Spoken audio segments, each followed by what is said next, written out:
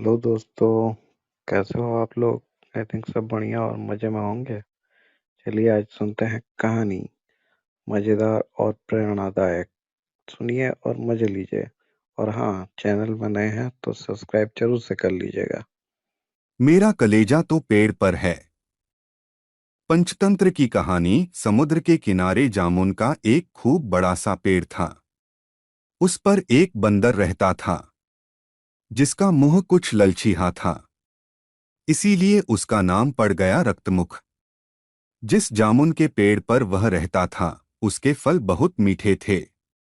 बंदर उन्हें मजे से खाता और वहीं उसने डेरा जमा लिया था। एक दिन एक मगरमच्छ समुद्र से निकला और किनारे पर आकर उसी जामुन के पेड़ के नीचे आकर सुस्ताने लगा। रक्तमुख बंदर ने सोचा, अपने आप यहाँ आ गया, यह मगरमच्छ मेरे लिए तो किसी मेहमान से कम नहीं है। मैं खुद तो मीठे मीठे मीठे मीठे जामुन खाता ही हूँ, क्यों न इसे भी खिलाऊं। यह सोचकर बंदर ने पेड़ पर से मीठे मीठे जामुन गिराने शुरू कर दिए। मगरमच्छ ने उन्हें खाया तो वे उसे बड़े स्वादिष्ट लगे। उसने ऐसे बढ़िया जामुन पहले कभी नहीं खाए थे। उसने खूब जामुन खाए और कुछ अपनी पत्नी को खिलाने के लिए साथ ले लिए। अब तो मगरमच्छ रोज वहां आता, खुद भी मीठे मीठे जामुन खाता, साथ ही अपनी पत्नी के लिए भी ले जाता। होते होते बंदर और मगरमच्छ में खूब पक्की दोस्ती हो गई और दोनों एक दूसरे से खूब बातें करते। इससे बंदर का अकेलापन और उदासी उदासी दूर हो गई। मगरमच्छ को भी बड़ा अच्छा लगा कि एक इतना प्यारा और सच्चा दोस्त उसे मिल गया। एक दिन की बात, मगरमच्छ वे मीठे मीठे जामुन लेकर घर गया। उसकी पत्नी ने उन्हें खाया तो बहुत हैरान हुई। बोली, तुम ये मीठे मीठे फल कहाँ से लाते हो? इनमें तो बिल्कुल अमृत जैसा स्वाद है। सुनकर मगरमच्छ ने उसे अपने दोस्त रक्तमुख बंदर के बारे में बताया। बोला, रक्तमुख बड़ा ही प्यारा बंदर है, उससे मेरी पक्की दोस्ती हो गई है।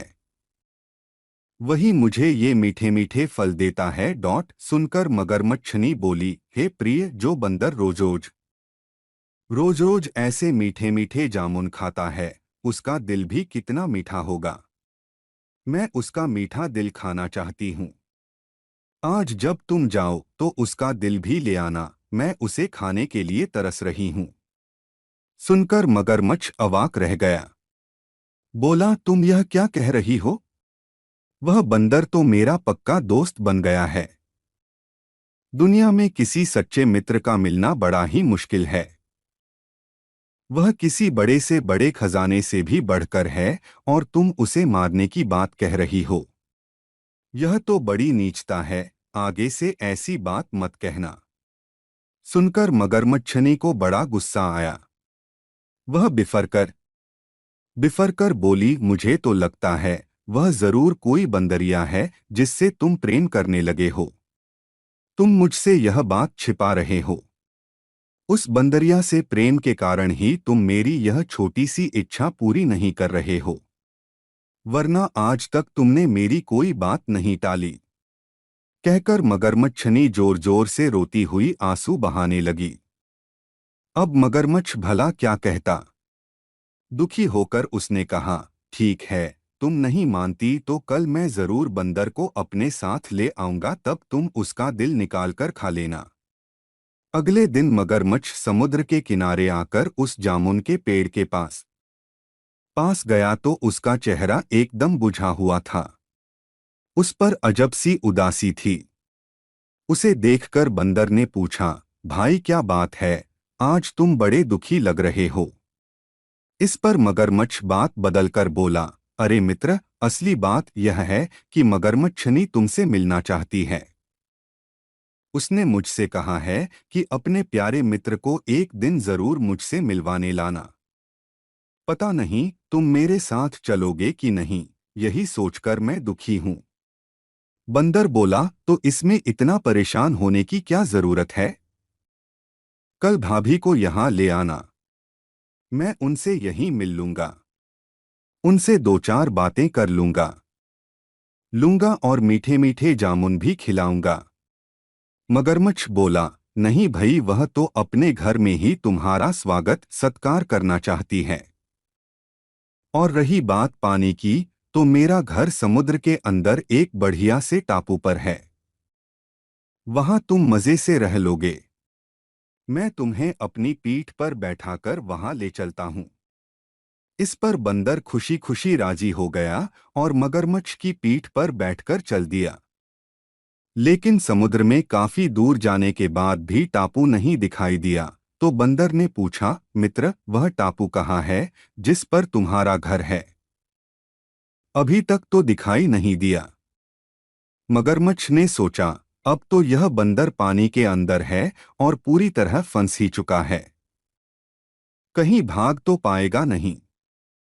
तो इसे सही बात क्यों न बता दी जाए ताकि मरने से पहले यह ईश्वर का स्मरण कर ले। इसलिए मगरमच्छ ने कहा, सुनो मित्र, वह टापू कहीं नहीं है। मैंने तो तुमसे झूठ मूठ ही कहा था।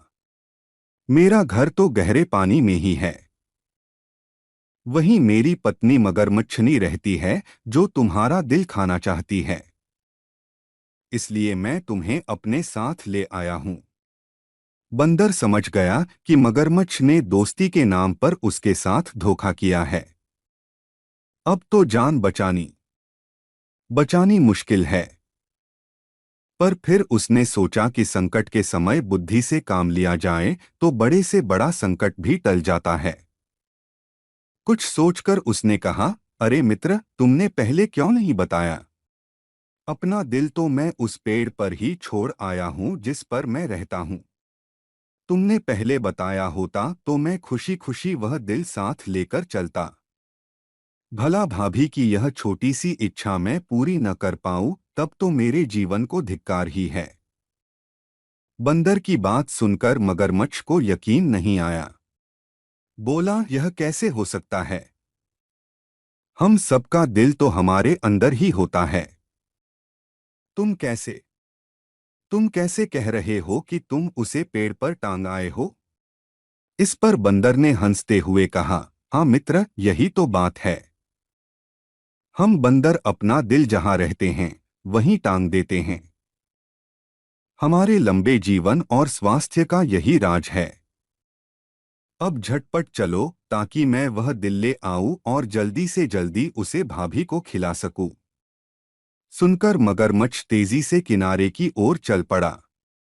जैसे ही वह किनारे पर पहुंचा, बंदर ने तेजी से छलांग लगाई और पेड़ पर जा पहुंचा। अब उसे मगरमच्छ का कोई डर नहीं रहा। मगरमच्छ कुछ देर तक बंदर का इंतजार करता रहा। फिर बोला, जल्दी करो मित्र, जल्दी से अपना दिल ले लो ताकि फिर मैं तुम्हें लेकर झटपट समुद्र में अपने घर जाऊं। मगरमच्छनी बेचारी भूखी होगी।